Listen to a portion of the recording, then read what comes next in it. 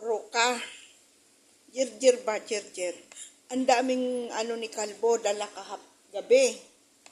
So sabi ko sa kasama ko, nagkakain ka nito? Oo daw, nagkakain siya pero hindi siya marunong magluto. So, gawa natin ang paraan, igisa natin. Kasi gusto niya daw pero hindi siya marunong magluto. Kasi niluluto daw ito sa kanila. Tinanong ko paano pagluto, hindi niya daw alam. Anong klaseng babae na hindi marunong magluto? Diba? Kailangan tayo mga babae, may mga pamilya tayo, kailangan marunong tayo magluto. Kaya so, guntingin ko na lang para madali. Para hindi gaano mahaba, diba? Ginisa ko na yung bawang sibuyas. Linagyan ko ng kamatis. So, ayan. Ginisa ko na po siya. Kasi madali lang naman yun, di ba? Tinanong ko kung may linalagay. Hindi niya daw alam. So ako, wala naman ako na soy sauce. So hindi ko lalagyan ng soy sauce.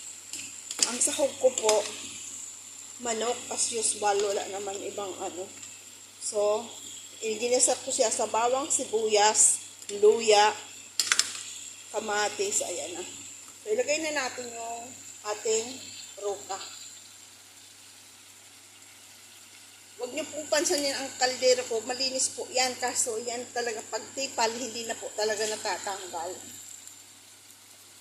Mga itim-itim na umiitim-itim po. So, ito. Lagay natin dito. Kaysa naman masira, diba? Pakinabangan. So, ang dami. Kasi ako, dito sa amin, sa amo ko, hindi ito niluluto. Sinasalad lang. Kaso ang dami. Tapos nung isa, nag-market din si Kalbo nung Martes, nagpabili din ako. So, tambak. Pakinabangan natin. Hugas na po yan.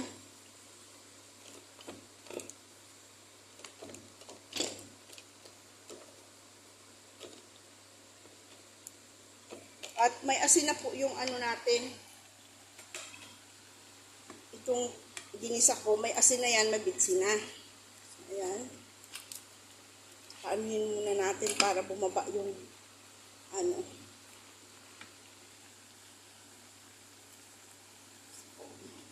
Ayan, nagluluto din ako ng po ito, yung biryani lahang.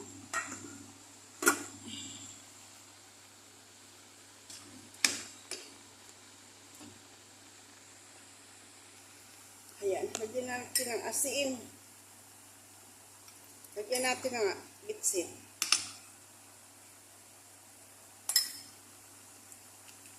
Lagyan natin ng chili flakes. Maanghang to. Dali lang naman to eh. Kasi yung karne natin, yung manok natin, luto na.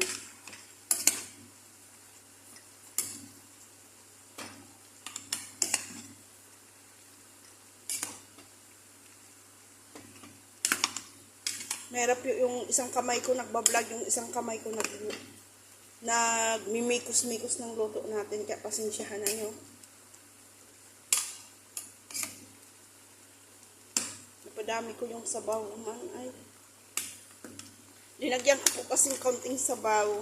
Eh, nagtubig din pala yung jerjer natin. Yan muna para may sabaw-sabaw siya.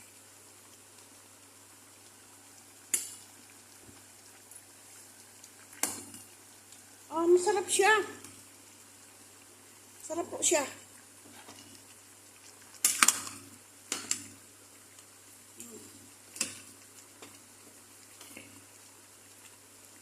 Sarap po siya. Masarap.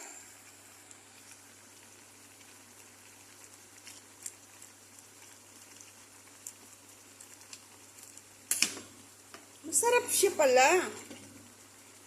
Igisa.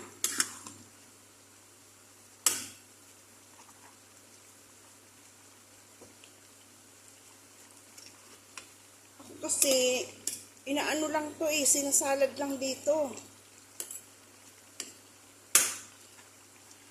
Ayan na.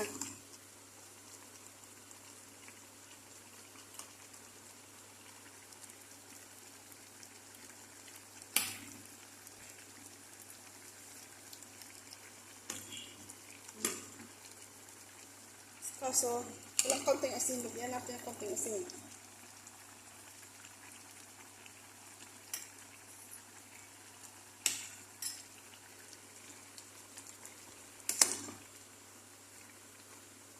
Ayan na po.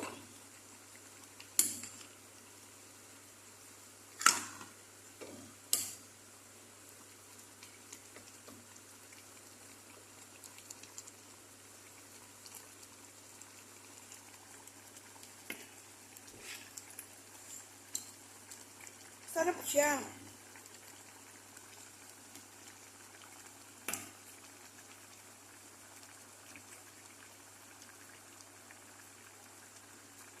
Sarap po siya. Ayan.